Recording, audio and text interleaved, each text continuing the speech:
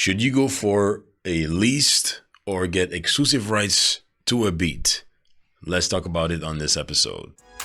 Join me in my mission to help put at least 50,000 music artists on the right track to be independently successful with their music, to turn the talent that they have with their voice into gold. My name is Billy Nellis, and welcome to the Golden Voice Podcast. Boom. Okay, so I just wanted to come on here and break down the difference between leased beats or exclusive rights on music production so that, you understand the difference between the two. All right.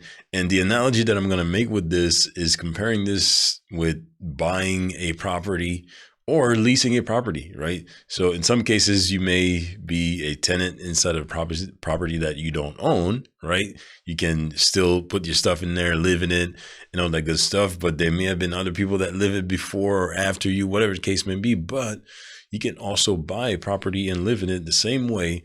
It's just that you're the owner instead of being somebody that rents, kind of thing. All right. So it's almost the same thing when it comes to acquiring beats or music production online. All right. Hey, real quickly, for independent music artists that want to increase the quality of the music that they are distributing on the streaming platforms to gain more exposure and more fans, what if I helped you put a fully mixed song together with exclusive rights to a custom-made beat to fit your style, with promo behind it to help the initial launch of the song that you're going to make with it, and all that by weaving out you having to constantly be on the lookout for top quality beats or a reliable music producer online? Would you take me up on this offer? Well, all you have to do right now is to text the word custom to 647-277-5177. That's text the word custom to 647-277-5177. And let's discuss your custom made beat idea. Now let's get back to the episode. So leased beats are created by a music producer, beat maker that puts them up to sell online. And, you have to pay a fee for the rights to use that beat, right? So you basically lease it so that you can use it. And in some cases, you may have limitations or restrictions, such as, the amount of times that you can stream it, the amount of units that you can sell, and all that good stuff. Sometimes some music producers, and it really depends on, what they decide to do with the rights that they're giving to you, the music artist, right?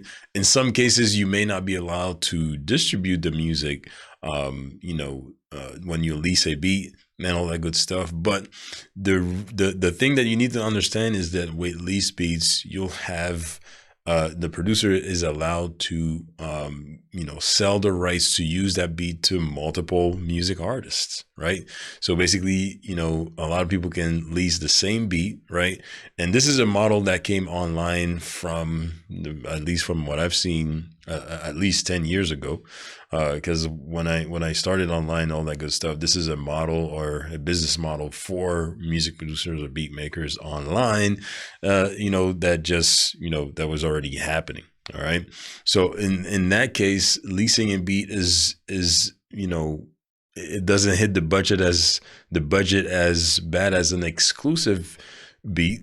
Right. And this is what we're going to break down in just a second over here, because you can acquire on average, you can acquire a lease or, a license for a beat for, more or less $30, and you'd be good to go. I remember hearing that Whole Town Road was a $30 beat lease that, went crazy. And the rest is just history, right? So that's where it started, right? It started with a beat lease, and then from there, the music artist can decide to grow, and other deals or other stuff can be taken care of after the fact as the music and the artist is growing. So with that said, and on the other hand, an exclusive beat is basically a beat that a music producer or a beat maker is going to put out there, but sell to only one music artist. Okay. And, the music producer is always going to be the owner of the master of that composition, right?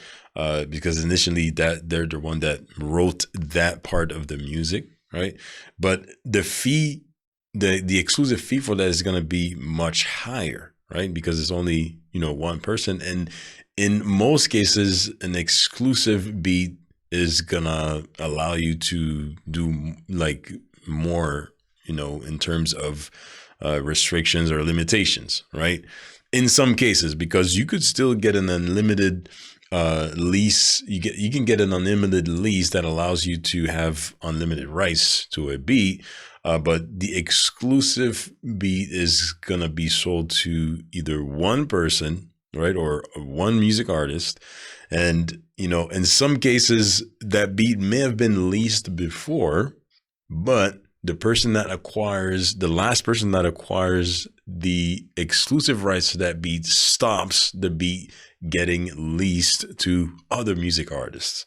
You understand what I mean? So hopefully I'm not getting anybody confused here, but it's just to say that an exclusive beats in most cases is sold to one artist, but sometimes it may happen that you stumble upon a beat that's getting leased online and stuff like that from a music producer, beat maker, and you're like, man, I want exclusive rights to that beat so that I can remove any kind of limitations or restrictions and all that good stuff.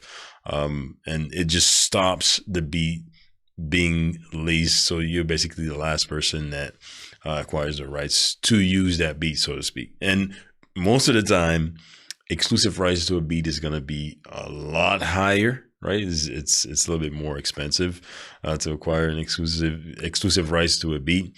And that's because you're going to be the sole user of that music production, right? So as a music artist, which one should you go for? Should you lease beats or should you acquire exclusive beats? But it comes down to, it depends, because it depends on budget and what do you actually want to do with the music, right?